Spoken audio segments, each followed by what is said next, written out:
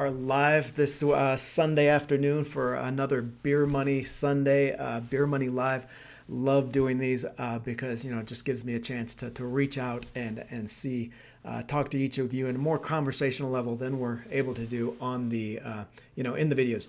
So let me know if you can hear me, if I'm coming through, and we will get started because we've got a really important, really interesting video for today, and then of course Q&A afterwards.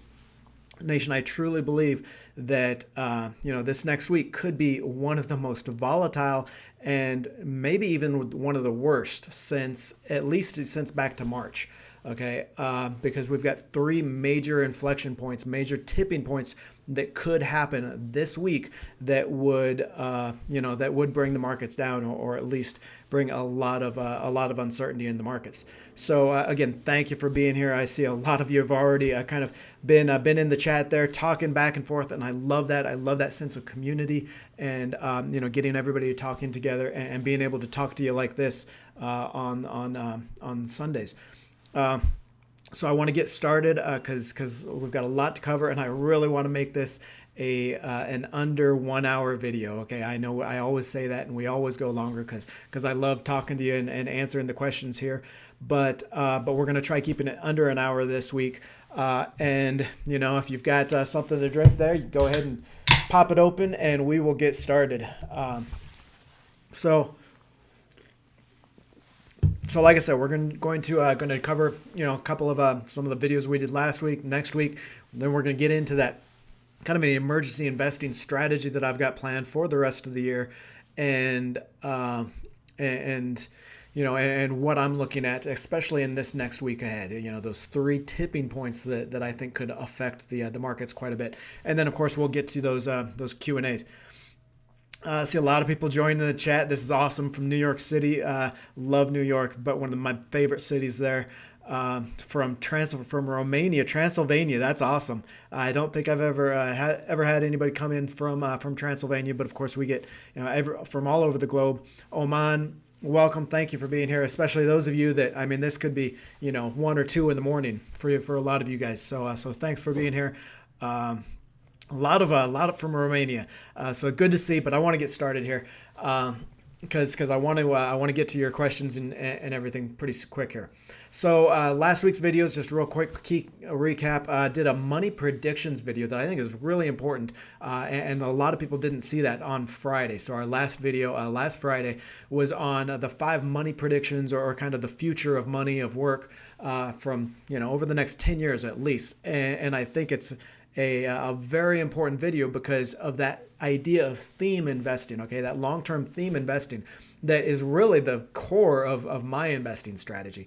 And what this is you look for those long-term themes, those 10-year, 20-year universal themes like demographics, like AI, robotics, like a lot of those, like alternative energy and that kind of thing. And you invest in the companies behind those themes, the companies that are going to be benefiting from those themes. And what happens here is, instead of having to pick from 5,000 stocks on the stock market, you look in those themes, you look what sectors and what industries are benefiting from that, and that first narrows down the research that you need to do. Okay, so now maybe you've only got within that AI theme, okay, for example, maybe you've only got 50 or 100 stocks that are really benefiting from that theme. So it's going to narrow down your field, narrow down your research, but it's also going to help you make those higher returns, right? Because now you don't have to pick the best stock out of 3 or 5,000. Okay, you just have to get in on that theme and watch all the stocks in that group start writing that up. Okay, there is no doubt that AI is going to be a universal force and changing our life over the next 10, 20 years or longer. And that's going to affect every company that is in that theme, that is leading that theme. So all you need to do is, look at some of the best of breeds within that, and maybe invest in a handful of those stocks instead of trying to pick the very best stock. So I love that kind of theme investing, and that's really what we talked about in that money predictions video on Friday. So I'm going to leave a link in the description below, as well as that first comment. I'll leave a link to that. Go watch that, check that out, and let me know what you think, not only of the predictions, but also just the format. So a little bit different format, kind of a completely video format. So I'm really trying to test that out. Next week, we've got some great videos coming for you. Tomorrow, we got a penny stocks under $1 video. And I know it's going to be huge. I know it's going to be instantly one of the most popular on the channel because we love penny stocks here on the channel, here in the Bowtie Nation. But after I do a penny stock video, every single time I get lots of comments about the stock prices on the penny stocks, right? Because maybe I'll highlight a stock that is $20, $30, $40 per share even. And people say, well, that doesn't sound like a penny stock to me. But understand that really there's no definition for a penny stock. There is no formalized definition by any market makers or the market or anybody for a penny stock. Generally, it's just these small, faster growing companies with a market cap generally under $1 billion, okay? So, and $1 billion market cap might not seem like small, but obviously when you compare it to $2 trillion Apple or even some of the IPOs lately that are issuing shares at $30 and $40 billion, a $1 billion company or less, especially $500 million company, is very much smaller. So those are the kinds of penny stocks. They're faster growth. They're very much high risk, but high return as well. So understand that when you're talking about penny stocks, when you're looking for penny stocks, it's not necessarily the stock price, okay? It is the company size and that growth. But tomorrow I'm coming over to the dark side and I'm going to give you those penny stocks under $1. So make sure you look for that video coming out tomorrow. We do all our videos 10:45 Eastern time, Monday, Wednesday, and Friday. Friday, the next daily dividend video. So daily dividends part 2 are going to be very popular. I'm excited to get this one out. We started last month with a portfolio of, it's going to be around 60 stocks total, but a portfolio that will give you dividends every day of the week. Okay, just every weekday of the week, you're going to be able to collect dividends off of this portfolio. And what I did, I analyzed the 366 stocks in the S&P 500 that pay dividends. I looked at their past dividend dates, so their declaration date as well as the ex-dividend date, and mapped that all out to find the 60 stocks that will pay you a dividend every single day of the week. Okay, dividend payers usually pay every 3 months. So, and they pay on an extremely consistent basis, usually the same day every 3 months, every quarter.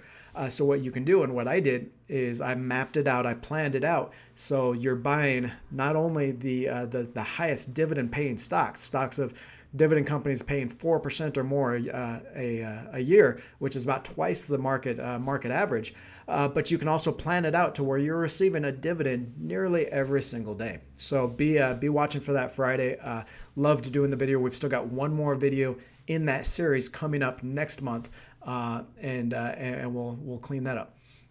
But I want to get started on this emergency investing strategy, and more so how to invest to really what I'm looking at in this week ahead, because I think this week ahead, like I said, could be a very much very much a volatile, uncertain week that could be a tipping point. Okay, and what I'm looking at really three major inflection points for the market this week. And I know a lot of people are going to say, oh, the debate's coming up, that's going to be huge for the market.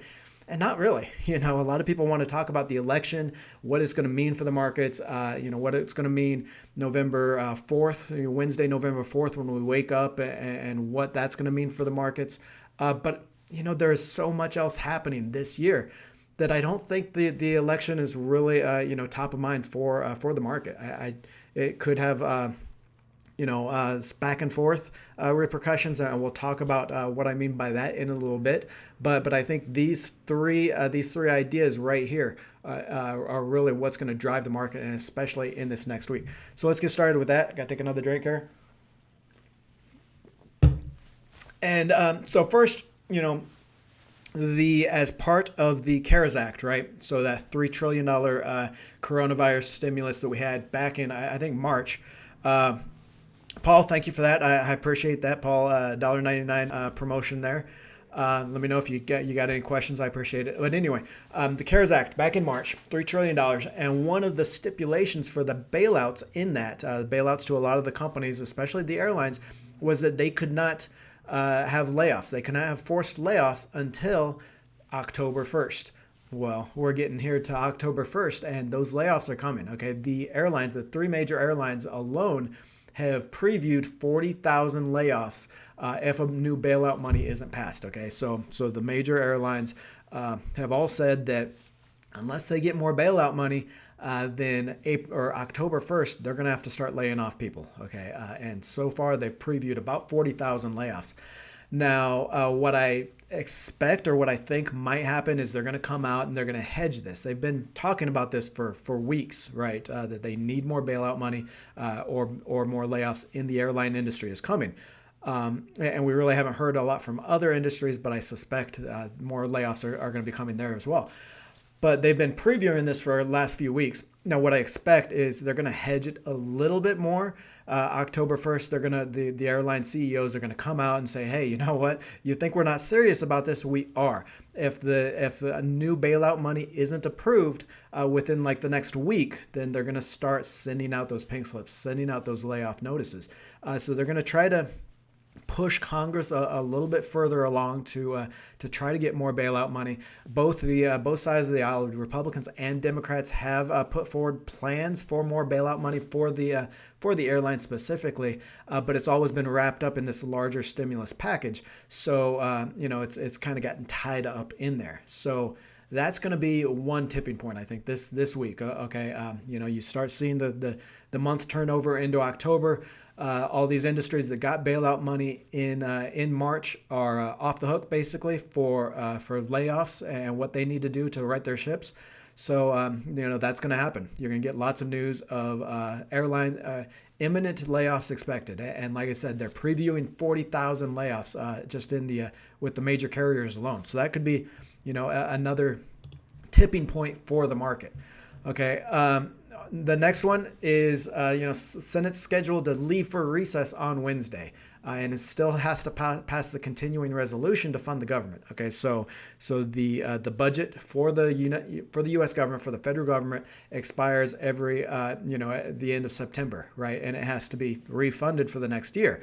Congress hasn't been able to figure out what they want in a new budget. So basically the idea is, and this has been agreed to already between the House Democrats and the administration, they've agreed to just pass a continuing resolution, which is basically just kicking the can down the road and saying, okay, you know what, we're going to keep funding levels as they are until I think it's December 12th is what they're talking about. Okay. So basically the idea is, you know what, keep funding levels for the government as they are until mid-December, then we'll handle the next year's budget. Hey, Wallen, thank you for that. I appreciate it. I'm going to get to your question pretty soon here, real quick. But they still have to pass that continuing resolution. So that's kind of bouncing up against the end of September and when the federal budget runs out. More than that, though, is that they're likely going to fail to pass more COVID-19 stimulus. Okay, and that's going to be the big tipping point. I think that's obviously related to that, to those layoffs, airline layoffs as well. But, all the way up until September, the market was just assuming that Congress and the administration would pass more stimulus money. Okay, there's still, even though unemployment has come down, there's still tens of millions of people out of work. Unemployment rate 8.5%, and some of the things that we're going to look at here pretty soon, economically, is still very, very much a recession kind of environment. So everyone was assuming that we would get more bailout money, more stimulus money, and it just hasn't happened. Now, those odds started coming off in September. Okay, talks broke down between the House Democrats and the administration. So Meadows and Mnuchin broke down in August. They really didn't get anywhere, and the market started taking those odds down in that first part of September, and that's why we've seen about an 8% drop in the market since the beginning of September.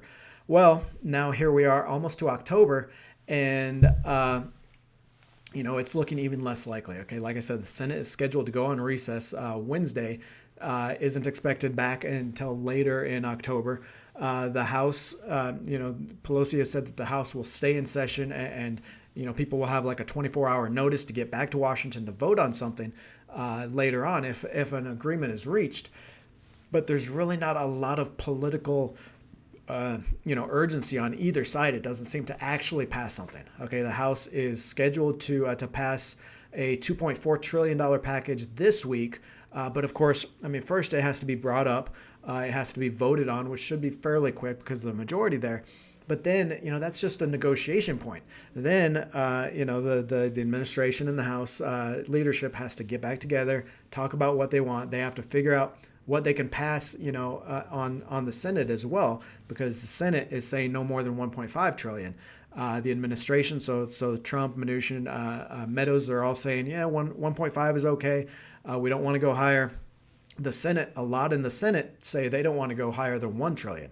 Okay, so there's a lot of sticking points here, and the odds are coming down that we get any more stimulus at all, let alone any more movement or momentum this week. So that's definitely going to be another tipping point, another inflection point, or a tipping point to more uncertainty and more weakness for the market. And how that's going to play in is in these next two data points, these next two tipping points that we'll see, and that's going to be initial jobless claims out on Thursday. Every Thursday the federal government comes out with how many people filed for jobless claims, how many people filed for unemployment that last week.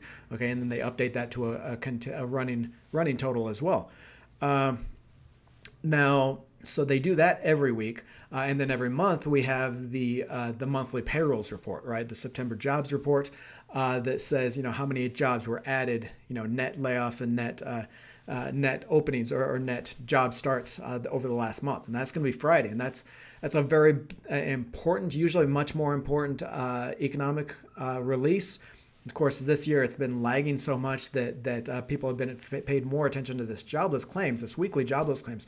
But what I want to highlight here as a tipping point for both of those is that we've seen a real stagnation in the economic rebound. Okay, so I want to highlight here a couple of graphs, and we'll go here.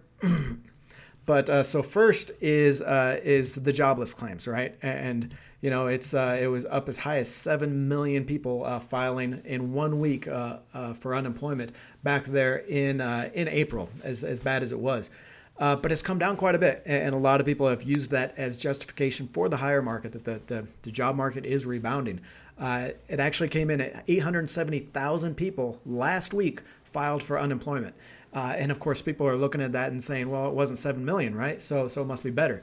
But the thing is, okay, first of all, it was more than was expected. I think they expected something like 860,000 to file unemployment last week. So it was worse. Also, it's kind of stagnated. The last 3 weeks, if you look, it's stagnated right up there, right around 900,000. So if you think about that, 900,000 people are still filing every week for new unemployment. Okay, these are newly unemployed. These aren't people that just got unemployed in the worst of the pandemic. These are new unemployed people. And if you think it's not that bad, I mean, just look back at history. At the height of the 2009 recession, right? At the height of that, and that was pretty much the worst. We only had 661,000 people filing in the worst week of that for unemployment.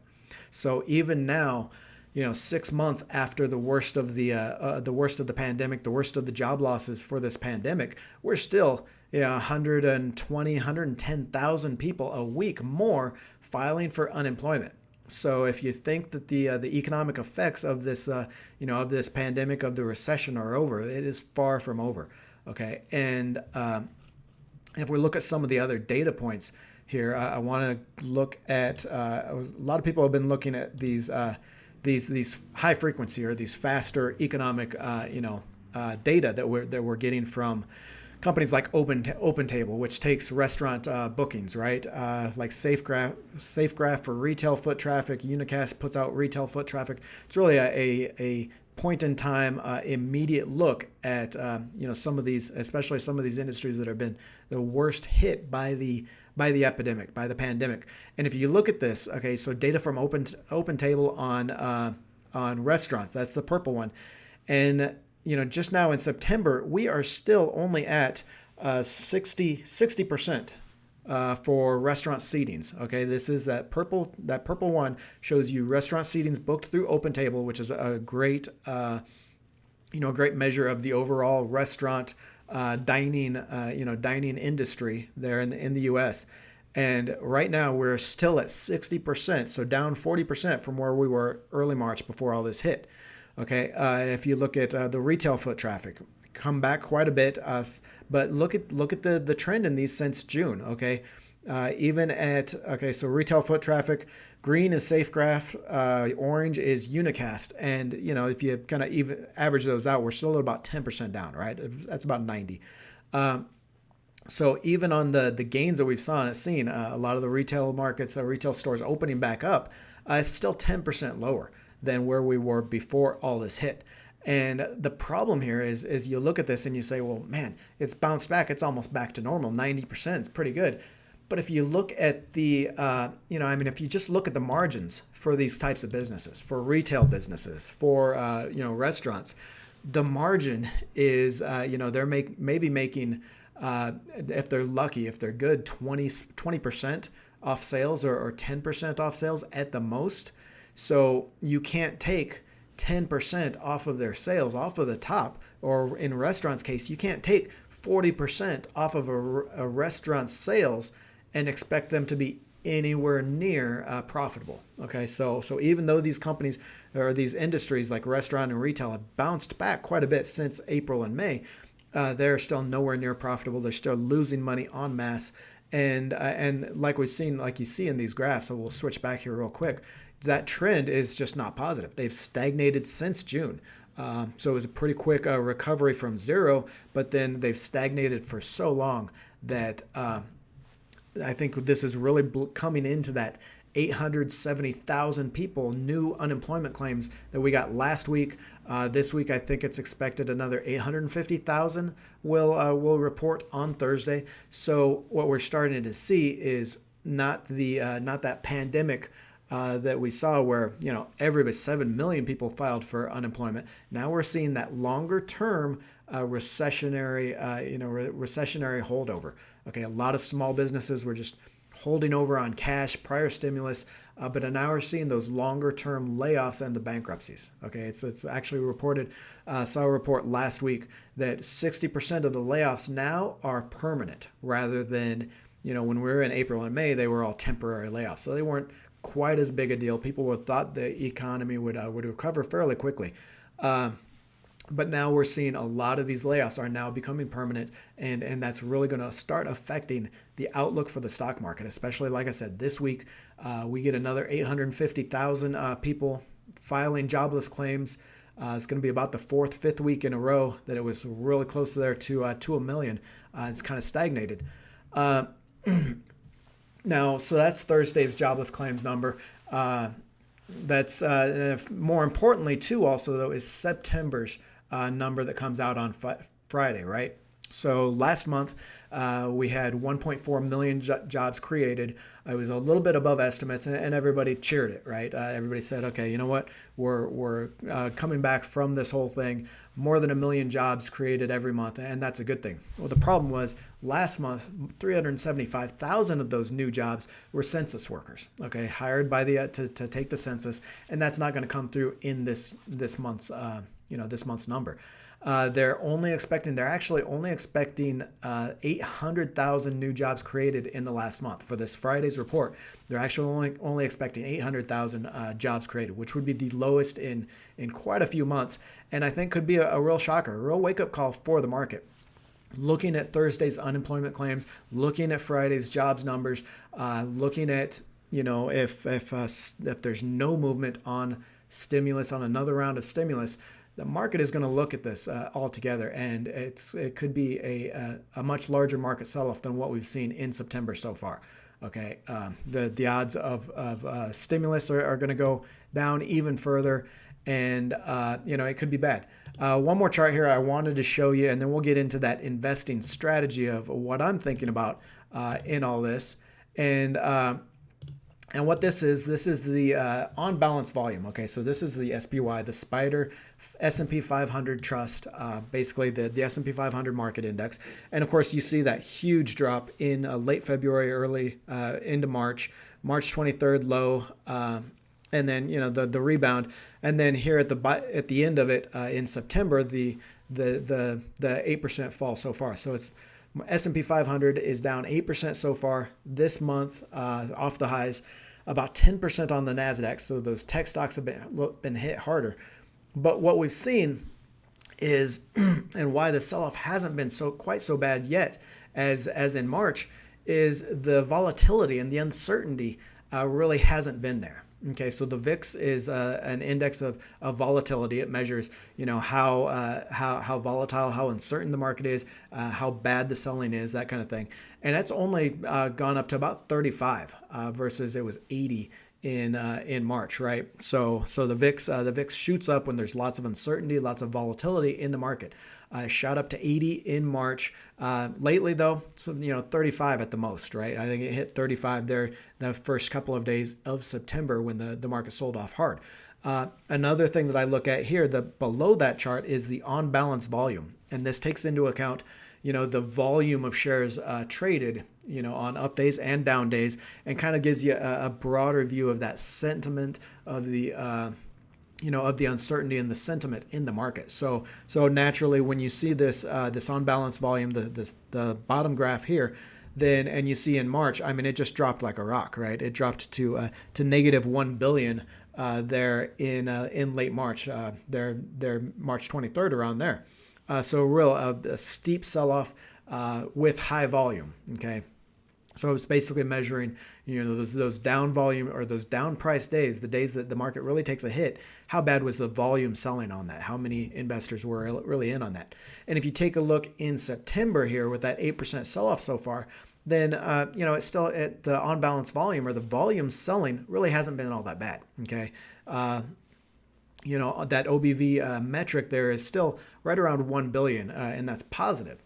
So even though we've had that 8% fall in the S&P 500, it really hasn't been a stampede to the exits like March was. Okay. So even though we've had odds coming off of stimulus, even we were coming into the election, so more uncertainty around that, we really haven't had that rush to the exits, the uncertainty and the volatility around all this. I see a lot of political comments coming through on the chat. Come on, it's not a political channel. Don't talk about Democrats versus Republicans and all that crap. This is a channel about making money and about talking about making money. So it's not a place to get your political bias in there. We will talk about how politics affect the economy and affect the markets, but let's keep it civil here in the Bowtie Nation. So that's the outlook, right? Those three major tipping points that we could see this week. The first, the airline layoffs or the threatened layoffs. So as we go into October, and a lot of those layoffs come back on the table. The Thursday, the Senate leaving for recess, and no movement on that stimulus bill or the stimulus negotiations. And then Thursday and Friday's jobs numbers. Okay, the initial claims on Thursdays and Friday's jobs numbers. Now, I think this is really going to, I think this is really, like I said, I think this is really going to affect the market. You're going to see that volume come back as the market heads lower, and I want to be ready for it, right? So, a few things you can do. We'll first talk about kind of how to invest in that uncertainty, what you can do with your market, or with your investments, and then I'll share my investing strategy, the plan that I'm using right now, and then we'll hit that Q&A. So right now, there's really kind of three things that you can do to how to invest if you think the market is going to be more uncertain, more volatile, and might come down, whether it's this week, this month, or the rest of the year. One is you can just rebalance, right? You look at your portfolio, and a lot of people, they're so overweighted in tech because that's where the money's been. That's where the excitement's been, and those shares have come up so much that tech stocks are such a big part of their portfolio, right? So you look at that and you say, hey, you know what? I don't want to be in. I want a third of my money or half of my money in one sector of stocks. So what you do, and I don't want 90% of my money in stocks in general, right? Even some of the safer stock sectors you saw in March, they tumbled too. Even utilities took a hit. Consumer staples took a hit in March, and you don't want that. So what you do is you rebalance your portfolio from stocks into bonds and real estate, from from cyclical stocks into non-cyclical stocks. So it's just a way of looking at your portfolio, making sure you're diversified in different sectors, in different assets. It's not going to save you completely if the market tumbles again, but it will lessen the blow, and it'll lessen the stress quite a bit. Next thing you can do is kind of a covered call strategy. It's Nesso Gaming. Thank you again for that $1.99 promo. Thank you very much. But this covered call strategy, and this is something I'm using, and I'll explain a little bit more in how I'm using it. But basically, what you're doing is you own stocks, right? Now you can sell covered calls against that, and what that is a call option, and you're selling someone else the right to buy that stock from you at a certain price. Okay, so for example, the S&P 500 index, or the SPY, is trading for about 326 right now. If I was worried that the SPY, the S&P 500, if I had those shares of the index, and I was worried that it was going to come down, I want to protect myself a little bit on that, then I could maybe sell somebody the call option to buy those shares from me at $330. Do a January call option. So in January, if those shares are below that amount, or are above that amount, they can buy those shares from me at $330. But if they're below that amount, then I keep the premium. Okay, so that other investor that's going to buy those calls for me, buy that right, or to buy those shares, they're going to pay me a premium on that. And basically, if the shares are below this $330 strike price by January, or by whenever those call options expire, then I keep that money, right? So I've maybe lost a little bit of money on my stock, on the stock that I hold, but I've still, I've collected money on it. So that kind of lessens the pain a little bit on that one. And I'll share what I'm doing on that in a little bit with my own portfolio. Last here, the third option for how to invest in this kind of environment is there's nothing wrong with sitting in cash, folks. There's nothing wrong with it, especially if you're only talking about maybe 3 or 4 months at the most of waiting for the volatility to die down, maybe waiting for a little bit better prices. We've talked about those PE ratios a lot on the channel, and they're just astronomical. There's nothing keeping these some of these PE ratios up this high. So if you do think that the economy isn't quite as strong as everyone thinks, or as the market thinks, if you think next year's earnings aren't going to be quite as strong as the analysts think right now, because right now analysts are saying that corporate earnings for stocks in the S&P 500 index, so that group of 500 largest stocks, largest companies in the U.S., they're thinking that earnings are going to be pretty much the same in 2021 as they were in 2019. So bounce right back to normal after falling to about 130 this year. They're saying it's going to be about 165 next year. So if you don't think that's going to be possible, you want to cover your bets here a little bit, then just wait it out in cash. 3-4 months in cash. You're not going to lose anything to inflation over 3 months, and it's the ultimate stress-free investment, right? So nothing wrong with that.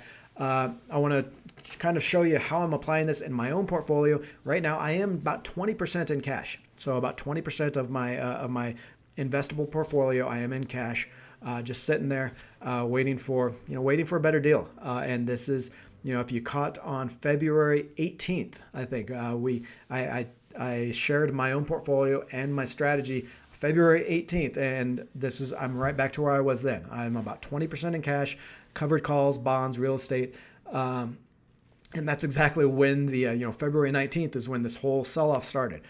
So it was a huge opportunity to take some of that cash. I actually had a plan that I'll share here, but a plan back in March where I was going to apply it over different points, put that cash to work, and it turned out to be a hugely profitable time. So about 20% in cash. I'm also about 10% in covered calls. Almost all my stock positions are actually covered with that covered call strategy. Okay, so all the stocks I own, pretty much almost all of them, a few exceptions. I think Chevron I haven't covered. There's a couple other stocks that I haven't covered, but almost all my long stocks positions, the stock I own, is covered with calls. So again, I've sold somebody the right to buy those stocks from me if stock prices just keep on going, if they go beyond a certain price. But, I've collected that money from those other investors. And if stocks don't jump, maybe it's about 5% higher is where I usually have my covered call strikes. If they don't go beyond that point, then I keep the money and I keep the stocks, right? So it's just another way to to lower your risk on a down market. Also, got about 10% in bonds, 10-15% of my investable assets in bonds, 15% in real estate in the stock portfolio. Got quite a bit more in direct rental properties. But just in the investable stock portfolio that I own about 10% in bonds. That's mostly bond funds like the BLV, the AGG, and the J&K, and then 15% in REITs or real estate investment trusts. A lot of people say, I'm not making that much on bonds. My bond ETFs, my bond funds right now, real estate as well. But you got to have these other assets, folks, especially in this uncertainty around the stock market, uncertainty around the economy. You got to have a little bit, you got to be at least marginally diversified in these other assets. So definitely, have some money in cash, have some money in bonds and real estate. And we talk about a lot of those bond funds and the real estate investment trusts here on the channel. Last thing that I'm doing right now is actually something I started doing in August was a put spread. Okay, so just like call options give you the option to give an investor the option to buy the market, put options allow you to sell the market, right? So I've actually got a put spread, which means I bought options on the SPY, so the S&P 500 index. It's trading at 326 now. I've got put options to sell it at 285, right? So these options say if the market comes down to 285 or less by January, which is when those options expire for me, then I can sell them for 285. No matter if it's 250, 240, 230, whatever, I can sell those options for that price and make a profit on the difference. But I've bought, now this is a put spread, so I've sold the 265 options, right? So I've kind of enveloped my bet here between 285 to 265 on the SPY. Now I don't think the S&P 500 is going to get down to 2,800 by January. We're coming into some uncertain economic times and stuff here, but I don't think it's going to be that bad. For example, it came down to 230. 2,300 in the worst of March, and obviously I don't think that's going to happen again. I'm not betting that it comes down to 285 either. But as the market comes down, those put options become more valuable. So basically, I'm just going to sell it out at some point, and I'm going to explain how I'm going to do that here as well. So 5 things you can do with your portfolio, 5 things I'm doing with my portfolio to kind of lower my risk a little bit and maybe even profit from a lower market over the next week, over the next month. Have some in cash, some in covered calls, so covering your stock positions by selling those call options. Have some in bonds, have some in real estate, and then maybe even a put spread if you're really, only if you understand options, you understand options trading and how it works, and want to do that. So my plan here for the rest of the year for investing. And like I said, I think you've got those 3 major tipping points here this week. I think you could easily see 3 to 5% down in 1 week this week if things do get bad. And through the rest of October, I think it's very possible that we could see another 5 or even 10% down. So definitely something that you want to work into your investing strategy. And what I always recommend, what I recommended in February when we talked about that, is have a plan. Okay. Otherwise, even if you've got that 20% in cash, like I do, and you've got your covered calls and your bonds and your real estate, even if you have that, then you're just stuck. You're sitting there, okay, and you get a 3% down day, and you're like, oh crap. Well, should I buy in? Kramer says I should buy in, right? So should I jump back in the markets now, or what should I do? And it's just so much stress, so much worrying about. I just realized we're still on that graph. Sorry. You're following the market every single day, every single hour, worrying if this is the lowest, if you should put that cash to work, if you should jump back into cash or sell off your covered calls or take advantage of your put spread. and it's just more work than it's worth. Okay, so what you need is a plan for what you're going to do with the market as it comes down, closer to your targets or whatever, or as it goes up. Okay, so for example, right now, the S&P 500 is about 3,260, right? If the high was 3,580, right? That was the peak, the end of last month, the peak in the S&P 500. If that comes down further to about 3,150, right? About 4% lower from where it is now, it'd be about a 12% drop from the peak that we saw. Okay, so if it comes down to about 3,150, I'll probably sell out of that put spread that I have. Okay, so in my whole portfolio, most of them are just kind of a less risk position, right? So I've got the money in cash, the money in bonds and real estate. I've got the covered calls. So I'm not necessarily betting against the market with these. I'm just, I don't want too much market risk because I think the market could come down further. But it's not necessarily profiting if the market comes down too much, right? Now this put spread, that is actually a bet that the market comes down and I make money as the market comes down. If the S&P does come down a little bit more, maybe about 4% lower, then I'll probably sell out of that, take my money, take my profits out of that because, that's 12% down from the peak. And I don't want to be waiting until the market hits, 15, 20%, 25% to take advantage of this, to take profits off of this, right? I'm not going to tell you where the market's going to end up. If it does start to come down, like I said, I don't think it's no way in hell it's going to come down as far as it did in March. But then again, we could easily see 5-10% more. And that would be about the point where I would start to like the prices on some stocks, right? But right now, I think they're overvalued. I want to look for that a little bit lower prices. So that's my first level, right? That's the first thing I'm looking for. So what that means is I don't have to look at the market and worry about, okay, should I take advantage? Should I take money off the table here? Should I take my profits in this put spread? I don't have to worry about that and go back to the market every hour worrying. Okay, I've got that defined point. Okay, market hits 3150. I'm going to take my profits in that put spread. If it starts coming up and it comes up to, maybe another 5% higher, then I'll probably maybe I'll think about either adding to that put spread or taking some of the profits in there as well.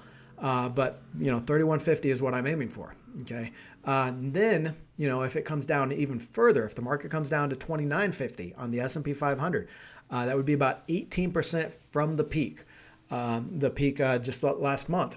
And I'll probably use maybe half of my cash to buy more into stocks. And just kind of leave the covered calls to expire till January. If the market is down 18%, then those covered calls are just going to expire worthless, and I'll keep the money from that anyway. But this just sets an easy, stress-free plan for me that if the market comes down 15 to 18% from this peak, then I'm going to use half of my cash and buy back into the stocks I like. Okay, I don't have to go searching for stocks right now. And then I just, buy maybe dollar cost average some of the stocks that I already like and that I already own. Okay. And then of course, if the market comes down further, maybe down to 2750, that would be about 23% down from the peak. And I'm just going to use the rest of my cash to buy into the stocks, right? I think if the market was down 23% from its August peak or early September peak, I'd be happy with valuations at that point.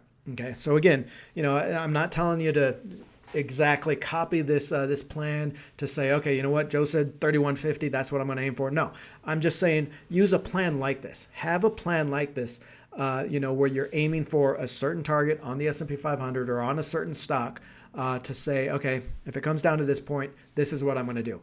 This kind of planning is going to, like I said, is going to save you a lot of stress, a lot of time, a lot of effort, a lot of stress, because you're going to have the plan. You don't have to keep constantly worrying about what some Yahoo in a bow tie is saying on YouTube, or what Kramer's saying on CNBC.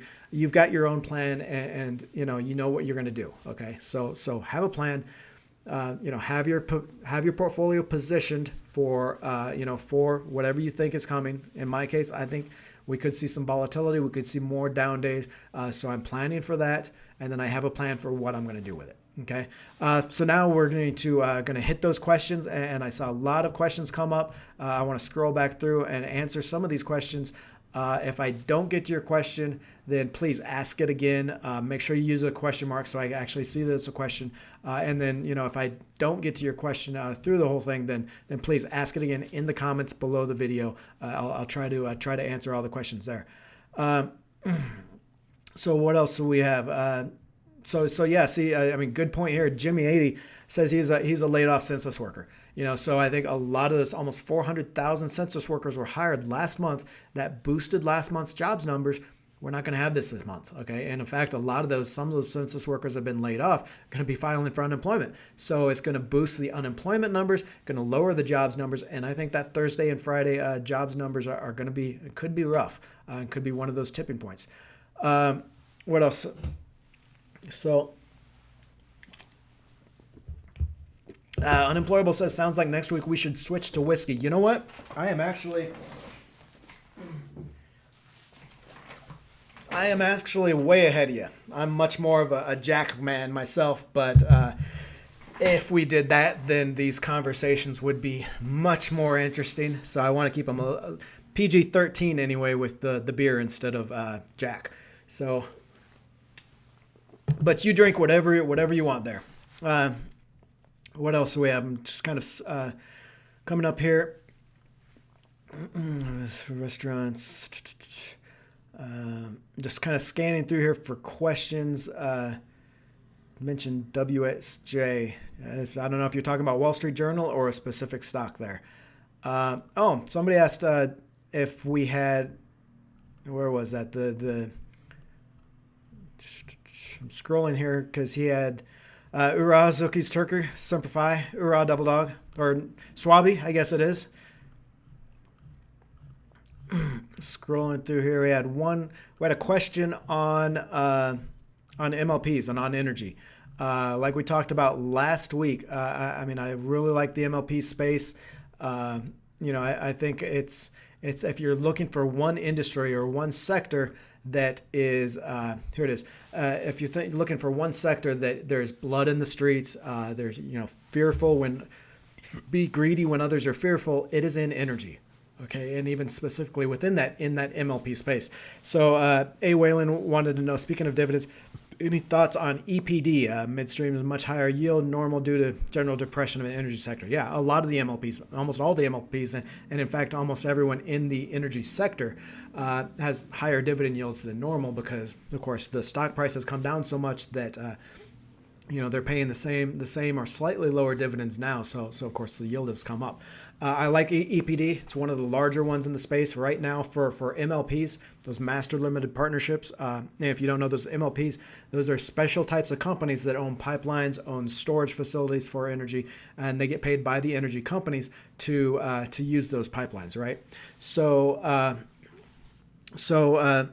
with the sell-off in oil prices has gotten bad. But I like EPD. I like the larger MLPs like EPD, like ET, which is Energy Transfer, like KMI, Kinder Morgan. We talked about Kinder Morgan in a video this week. I can't remember which video it was, but Kinder Morgan, not an MLP. I think they've switched back to a corporation, but it's still run like an MLP with those assets. And safe, stable dividend. And the co-founder of it, Rich Morgan, I think is continuously buying parts of the company, right? He's bought, I think, like something like 1.7 million shares. I think I saw he's bought 1.7 million shares of the company this year. He owns like 11% of the company now. So he's just keeps on buying up the rest of the company. And I think in these larger MLP, even the energy names, like I said, there's blood in the streets right now, folks, for energy. But the fact is, it's going to be decades before we are completely, off of oil, off of natural gas. I was watching Bloomberg actually earlier today, Bloomberg Week, and they were talking about, like a 70% increase in China LNG imports over the next 5 or 10 years, just simply because they're not producing enough, LNG gas, natural gas, and other energy products. So China is very much still a big buyer. U.S. is still, using those energy, those oil and gas.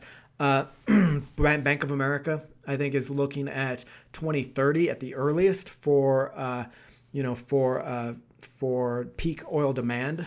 Okay, so obviously a lot of you are worried about, okay, electric vehicles are coming online. That's going to hit oil demand, a lot of these other alternative fuels, but it's not going to happen for at least 8-10 years. Okay, so I think you can be very happy with buying some of the larger established energy companies, the MLPs, the integrated oils like Chevron, we've talked about a lot. Buying those, enjoying those dividend yields, and then the price appreciation when the energy market comes back over the next couple of years, because we're seeing billions of dollars come off of the production spending, the investment spending in that industry, and you just don't get these fields back all at once. Okay, you have to ramp up a field gradually. Or you lose a lot of that production capacity. So we're going to actually we could actually go from a surplus of energy to a deficit very quickly this next year or two, and that's going to obviously drive those prices higher. So great question though. What else? Somebody asked about close to that PAA, so Plains All American, another MLP, another great pick, I think, in that sector or in that industry. So PAA, ET, EPD, all really good energy names, all really good pipeline names, as well as the AMLP, which is just going to give you a broad exposure to that whole one. Any swing trades you're working on or waiting for? The Green Dot Whisperer wants to know about swing trades. I generally don't do a lot of that very short-term trading, especially swing trading. But there is one thing that I'm kind of wondering about today. Actually, watching Bloomberg again today, I think there is a good possibility. And again, I'm not getting political here. I'm not saying who you should vote for, who I'm voting for, or anything like that. But I think there is a good possibility that everyone's talking about November 3rd, right? How we won't know who the president is going to be. It's going to be a total chaos, total mess. And the VIX curve, so the volatility in the market. Okay, you can actually go into the futures market and you can buy options or derivatives on the VIX curve, kind of betting, where you think volatility is going to be for the rest of the year, right? And right now it's a very, very interesting scenario where the VIX curve in November, December is very high, right? And it's because of the election. People are thinking, okay, you know what? How chaotic, how catastrophic is this going to get that we don't know, who's going to be president after November 3rd or maybe for weeks after that. So VIX is very, very much higher. Well, there is a possibility, and this is an interesting idea, okay, because of how Florida counts their mail-in ballots, okay? Florida is one of the very few states that actually allows counting mail-in ballots before Election Day, okay? Most states, they can open the ballots, they can put them in a pile or whatever, but they can't count those until, the Election Day, or until even some of them, until polls close on Election Day, which obviously if we're seeing millions and millions of people vote by mail this year, then that's going to take a very long time, and people are worried that, okay, we might not know who won the election for a week or more even. That's why the volatility of that. But because Florida allows those votes to be counted, then we're going to know very quickly. Tuesday, November 3rd, we could know anyway. We could know very quickly who won that. Okay, if a lot of those come back and they're counted and it looks like Biden won Florida, then it's going to be, and again, I'm not getting political here, but if Biden wins Florida, it's going to be very hard for Trump to win re-election, okay? Just because of how far Biden has had in some of the polling, and I know you can argue the polling, but let's not go there. You can argue it, but Biden is so far ahead in the polling in, especially the upper Midwest, so Minnesota, Wisconsin, Pennsylvania, and Michigan, that he's going to win at least a few of those, at least a couple of those, right? So if he wins Florida, it's all over. So what I'm looking at for a swing trade for this is, November 3rd, Tuesday, November 3rd, Election Day, then maybe buying S&P 500 futures, maybe selling VIX options, okay? Because what I'm thinking is if Florida comes back for Biden very early and we know, that night that he's won Florida almost without a doubt, then that volatility is going to come off the market, okay?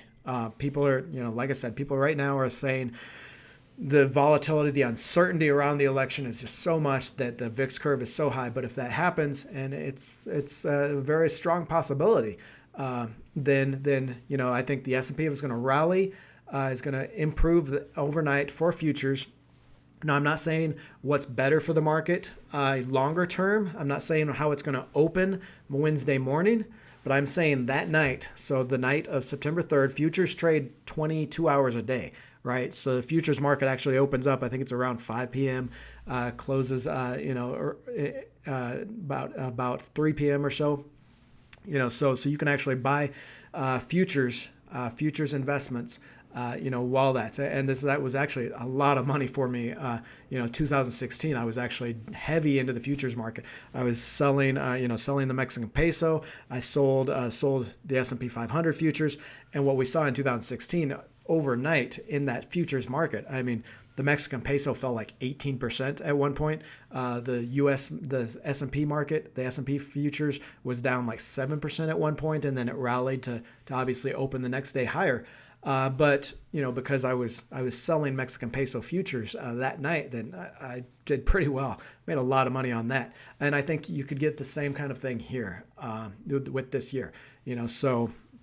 So just some different ideas. If you think Biden might be ahead by the end of that night, then you might sell VIX futures. You might buy Mexican pesos. I haven't looked at the Forex market for a little bit, but that would be a positive for that. If you think there's going to be more uncertainty, then maybe you buy futures, buy VIX futures, that kind of thing. So again, I generally don't do swing trades. I generally don't recommend swing trades because it's not what we're really here for. We're really here for that longer long-term investing plan, and at the most kind of this short-term month-by-month investing strategy.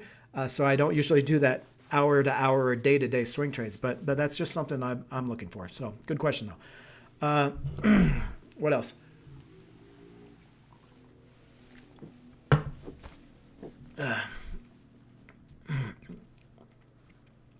So I'm trying to again just put your questions with a question mark, because otherwise I got a lot of questions and I don't see the actual questions with them. What else do we have?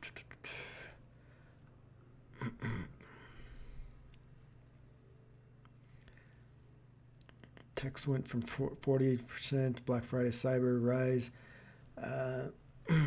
Okay, here's one. Are there different rules for doing calls on SPY versus regular stock? No. Options, call put options in general on the SPY, which is an ETF, and regular stocks is the same. There's obviously less volatility in the index. So the SPY is the S&P 500 ETF, right? The trust. They hold all the stocks in the S&P 500. So it's going to be much less volatile generally than any one specific stock. Okay, there's much more risk or much more uncertainty around Apple or Tesla. Well, Tesla isn't in the S&P 500, but Apple going up or down 5% than the entire S&P 500 market. So there's much less volatility in the SPY than in a regular stock or in an individual stock, and that's going to affect the premiums and the prices in those options. But the rules are the same. They expire on the same date. It's the third Friday of the month is when options expire. You can also buy weekly options. I generally try to stick with the January options. Right, like I said, I'm not the kind of person that usually buys or sells very short term. So I'll usually, if I'm using options like that put spread that I've got or the covered calls, then I'll just use the January options, right? So in this case, it's January, I want to say 16, 17, 21, something like that, 16 or 17th of 2021. It's one of the most heavily traded options dates. So it's much easier to get in and out of those options. One thing you got to understand about options is the volume on them is much lower, so your spreads are going to be higher. So your bid and your ask spread, how much people are paying for them and how much people are offering to sell them, are going to be much more. Right, so you want that volume there. You want the popular option months like January, and you want the popular prices. So the strike premiums right around where it's trading, or those those popular strike prices, to be able to get in and out when you can and as quickly as you need to. But good question there. What else? Why is Joseph worried about a crash? Yeah, can't go. Sorry. I mean, sorry you got in late, but it's yeah. Just watch the rest. Watch the video when it starts going back on the recording. Basically, three tipping points that I'm looking for this week. That could be a real tipping point for the market, and not just continue the crash or the sell-offs that we've seen since September, but really amplify it and carry it on even further. Uh, what else? Any thoughts on Blackstone stocks? Not quite sure what you mean with Blackstone stocks. Blackstone funds or Blackstone itself, or what? So go ahead and ask that question again. If you're talking about Blackstone, the company, I like it. I like Blackstone. Basically, Blackstone is an alternative investment company that mostly in funds though. They're selling the funds and managing the funds for users. But it also gives you exposure to some of those alternative investments that a lot of investors really don't have or don't know a lot about. Okay, so good. Chris has kind of highlighted the recap there for the tipping points and that. So thank you for that. What else? Can any tips of buying stocks for someone who can only afford to put $50 a month into it?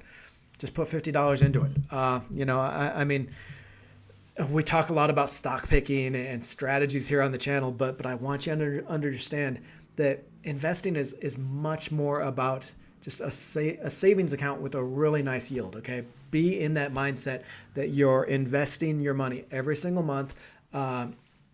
You're buying, a group of funds and stocks that you like, and you can hold forever. And just do that. Don't try to time the market. Don't try to overthink the market too much. If you're only investing $50 a month, what I would say is go with a broker that can do fractional shares, like maybe M1 Finance, which basically you just pick a handful of stocks or funds for your portfolio. You tell the platform how much you want in each. So what percentage of your portfolio you want in each. So maybe you've got the FANGs, right? Facebook, Apple, Amazon, Netflix, and Google. Just an example. I don't want you to rush out and buy those. But you've got those 5 stocks. You say, okay, I want 10% in Facebook, I want 20% in Apple, I want 30% of my money in Amazon, and so forth, right? Well, now what you can do on those platforms that do those fractional shares, and especially M1, since you can automate it, you set it to automate, and basically any money you put in, that $50 a month, it's just going to automatically buy you fractions of shares in those amounts, right? It's going to put that 10% in Facebook. It's going to put that 20% of that $50 directly into Apple. You don't have to think about it. You don't have to buy individual, buy it individually. The platform's going to take care of it for you. So yeah, that's one. Just kind of, buy your fractional shares. Just treat it as a savings account. Put money in every month, and $50 grows to.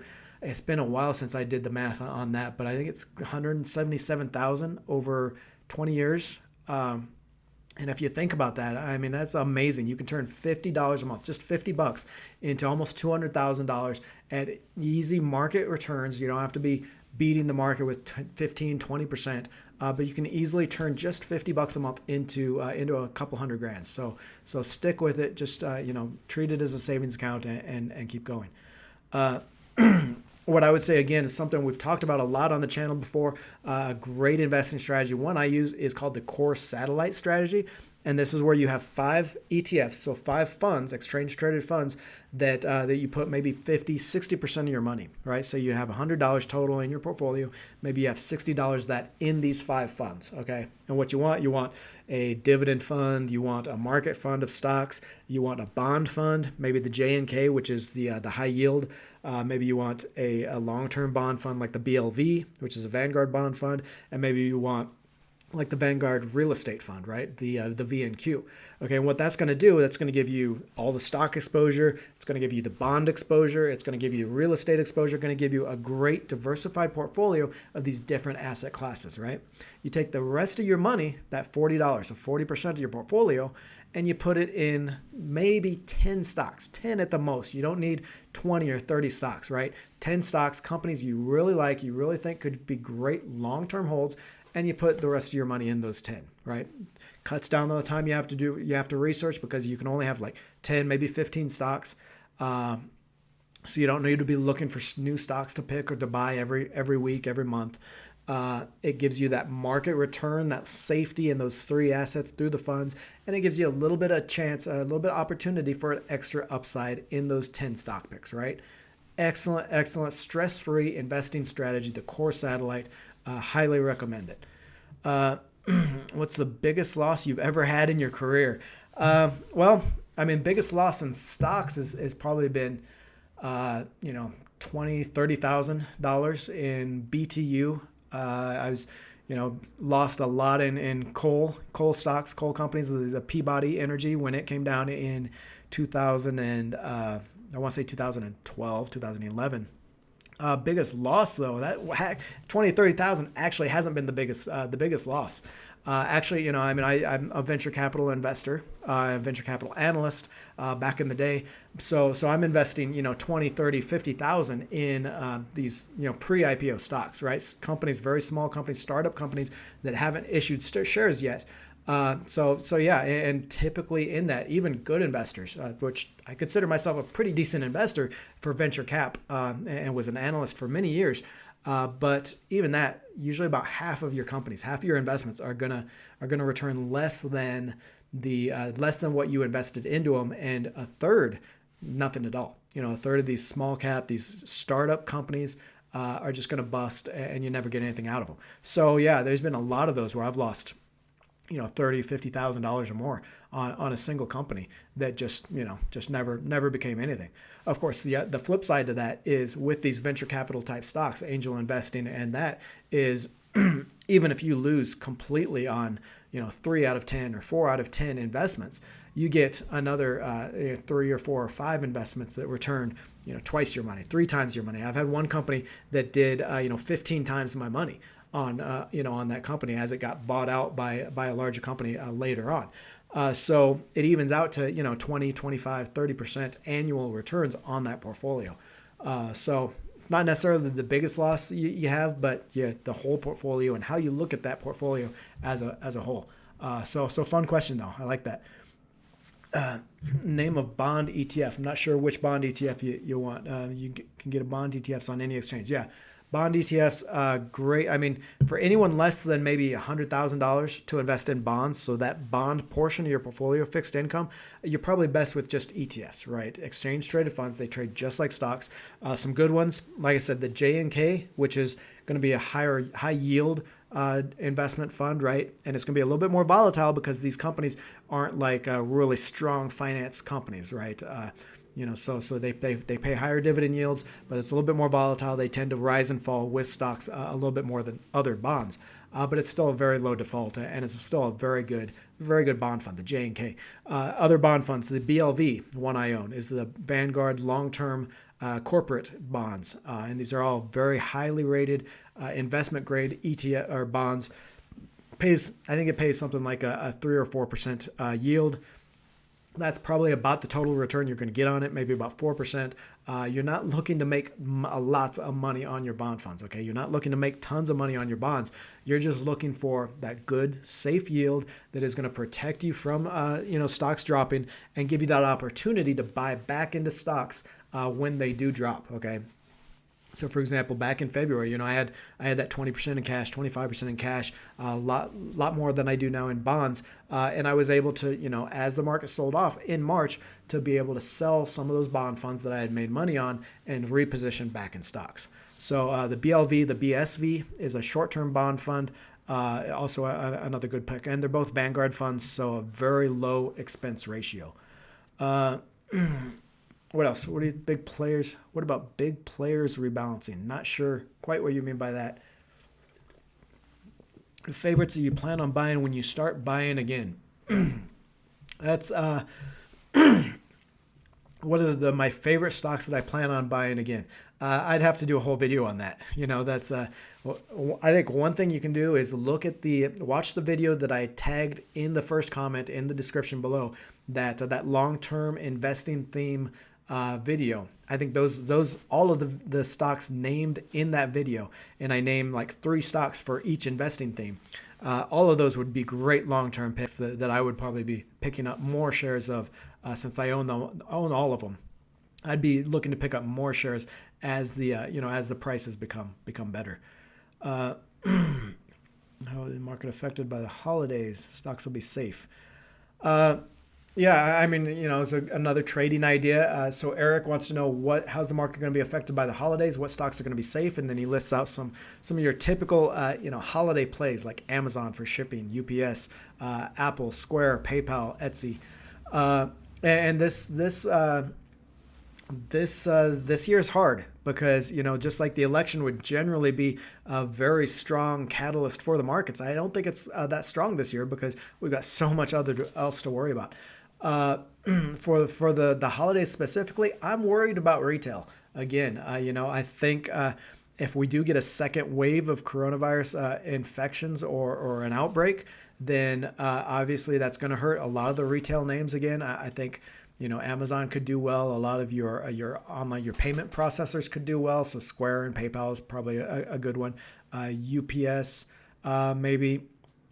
But I mean the thing is with these, a lot of them, the valuations are just so high.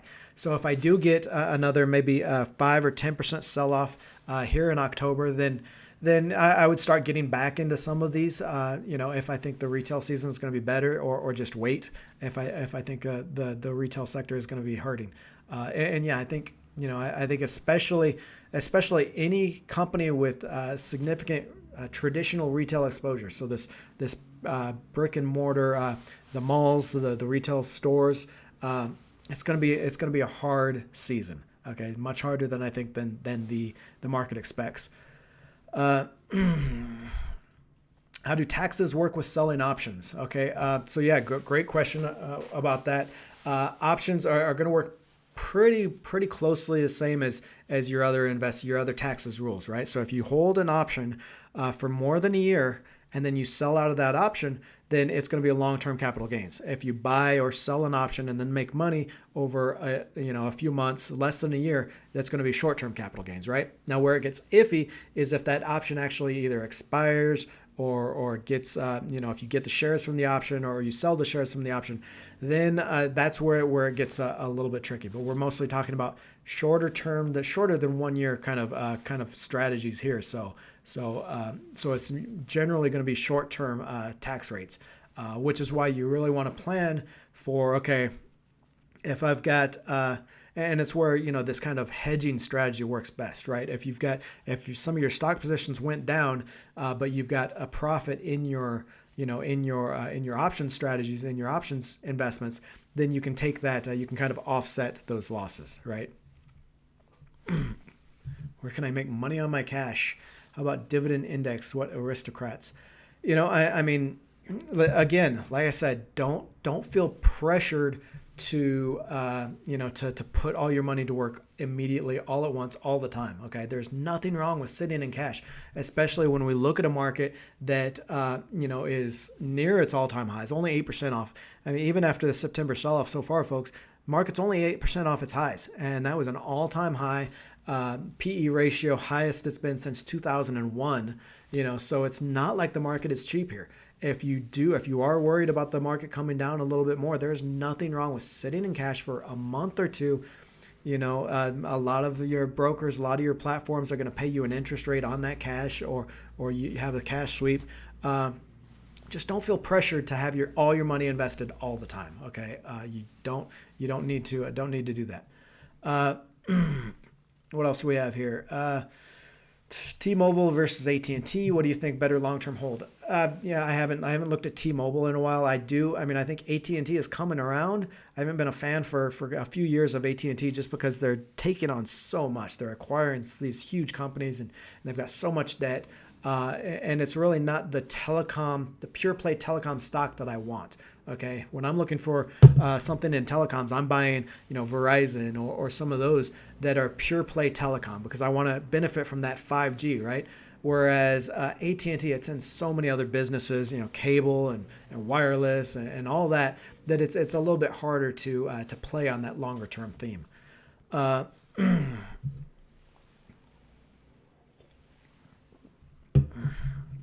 What else? We've got.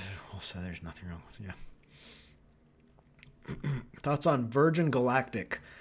Virgin Galactic's tough. Yeah, I'm a big fan of Richard Branson. Read his book. Is an inspiring book. Losing My Virginity is what it's called. I recommend everybody read that book as far as entrepreneurship and that kind of thing. But his track record for stocks hasn't been great. His the stocks that he's issued, the IPOs. I think he went public with Virgin. I think what was it, the 90s or something, and had to buy those shares back pretty quickly. It didn't do well. Virgin Galactic, it's hard. That's a hard investment because there's nothing right now. There's very little revenue now, if any. It's so expensive. So if you can, I would consider it a part of like a venture capital portion of my portfolio, right? So. I generally have between 15 and 20% of my total investable wealth in those kind of startup companies, that kind of thing. So, maybe I would put 2% of my portfolio in stocks, in maybe Virgin Galactic, in some of good examples. Tomorrow's video on penny stocks under $1. I consider those kind of like those startup companies. So I would have maybe a very small portion of my portfolio in those, but I surely wouldn't have more than 5 or I no way in hell I would have more than 10% in Virgin Galactic, just because it's just so uncertain right now. Not to say that's a bad company or it won't eventually be a good investment, but you just don't want to position yourself like that. Wow, lawful. Thank you very much. $20 thing there. Only been investing since 2017 and made 2,000 on Litecoin and AMD in 2018. Nervous as hell. I think a lot of people are right there with you. Nervous as hell. So Nokia puts are expiring in January. Don't know what to do. Not sure what your question is there as far as should you hold on to the Nokia puts? Should you sell them now? So puts. I don't know what Nokia has done lately. Let's look here. Just real quick, what Nokia has done, and you've got puts, so you're betting on Nokia falling, and if it hasn't fallen, then you're probably out of the money on those puts. Year to date, Nokia. So it's fallen right along with the rest of the market there since mid August. It depends on what your price target is for Nokia. I can say it's a fairly decent telecom company. It's more of a pure play, like I said, than AT&T. So if you're positive, if you're bullish on that 5G environment, then it could be one to stay in. I didn't show you the graph there. So Nokia in particular. Go here to refresh this. Okay, if we go to statistics, it's okay. So market cap is above the enterprise value, so that tells me it's pretty good balance sheet here. We go to the balance sheet. I don't know why it's not showing anything for cash, but nothing for debt. But the fact that it's lower enterprise value than market cap tells me it's got more cash than debt on the balance sheet, and that's huge. Especially a large company like that, $21 billion company, you would expect it to have pretty high cash or debt leverage. So the fact that it has a decent balance sheet, I don't know that I would necessarily have puts against it. Price to sales is only 0.82.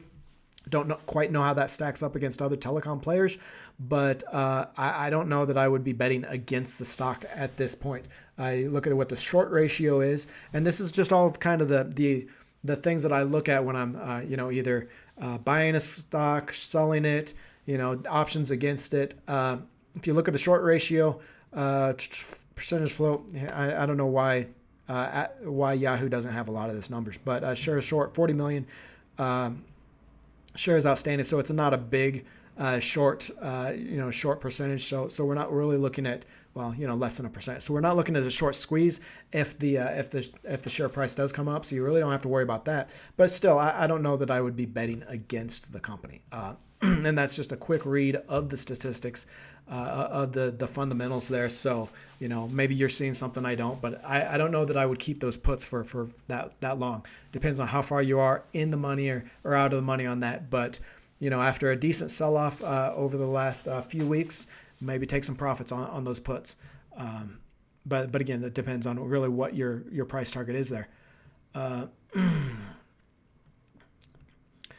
Any advice for someone who's starting to invest his pension as late as me at age 40? Hey, 40 is not old, buddy. I'm right there with you. 44 this year, actually. Uh, so 40 is not old, but I will agree that getting started investing at 40 is a little bit later. But if you got that pension, then you're still doing okay. Uh, Again, like I said, the best thing you can do is take that core satellite strategy where you've got 5 funds. You invest most of your money, 60% of your money in those 5 funds. That's going to give you a stress-free, set it and forget it, plan in every asset class, and it's going to grow your money. Okay, and then you pick 10 stocks, right?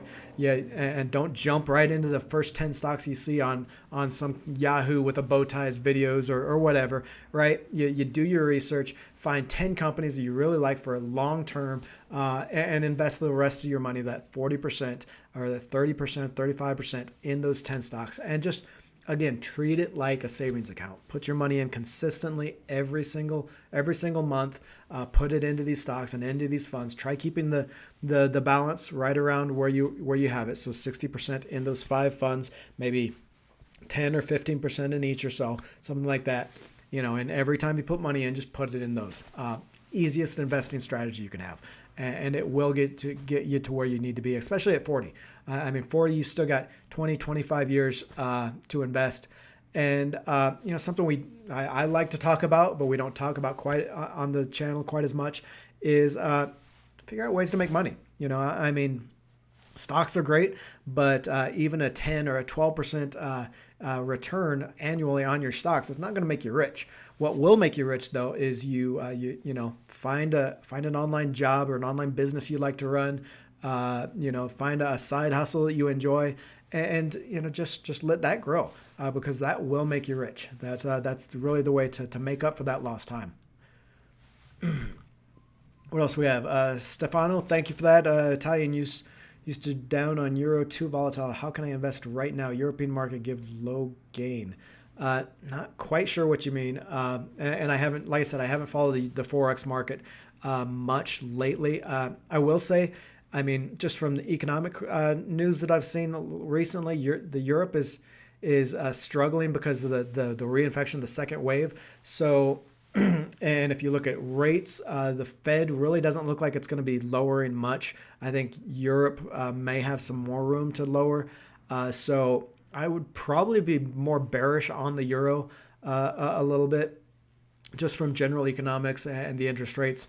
So if you're looking at a euro dollar trade, then I'd be short short the euro. The dollar, as much as it's fallen this year so far, it's still showing it's showing strength lately since September. So it's still getting that dollar or that safety haven status. So if you are looking at global markets and the U.S. market coming down a little bit, then I think the dollar against the euro would be something to look at. Aggregate giants, ADM, Cargill, Bungie. Again, here, just like in energy, agriculture has been hit this year, first on the trade deal and then on coronavirus and that kind of thing. So ag markets have been tough. But it's again, if you're looking for somewhere where there's blood in the streets and people are fearful, then it's a good market. I would stick with these larger ones. I like ADM. Bungie is a little bit more internationally diversified, so they've got much more in say Brazil and other markets. But I would stick with the very large established plays, just because you're going to make money either way. When the large established players, the multi-billion-dollar companies, they're going to stick around. They're going to be around for that rebound, and in the rebound, you're going to make money. Okay, so ADM, look at maybe some of the equipment manufacturers, John Deere, things like that. You don't look a day over 30. Yeah, nice of you to say, but 30 times 2, I don't know. What else do we have? METC Ramaco wants to know if just lost it there. Lost the question. Somebody asked if Ramaco was still a good investment, and actually I think that's up maybe like 50% since we recommended it just a few months ago. It's a penny stock that we did, and I'll actually share my screen here. Penny stock we did in I think April or May, and it's about it's I think it was actually around August or so. Anyway, it's up about 50%. So yeah, good question. Is it still a good play? If you were in when I recommended it, then it's hard not to take profits on a 50% return. Okay, and generally that's I'll reevaluate some of my bets when they're up around that. By the same token, you don't want to sell out too early if you think it's a really good long-term play. For something like this, I would look at the long term on it. Coking coal, that's not exactly a growth market. So for something like this, I would probably take my profits on that, just because. If I'm sticking with a penny stock or one of those venture capital investments like I talk about, this has got to be a company that I think can do 20% sales growth every year for a very long time, and grow into that $1 billion, $10 billion company. In this case, it was much more of a trade, because obviously I don't think coking coal or anything in the coal space has a very long life ahead of it. So I'd probably be maybe selling out at that point, or at least taking profits on the majority of that. Maybe if you want to see how it goes, let it go for a little bit longer. So definitely something to think about when you're looking at those very small cap penny stocks kind of investments. Is do you take your returns quick, take your profits, or is it a much longer kind of venture capital type of investment that you want to see play out over decades or over years?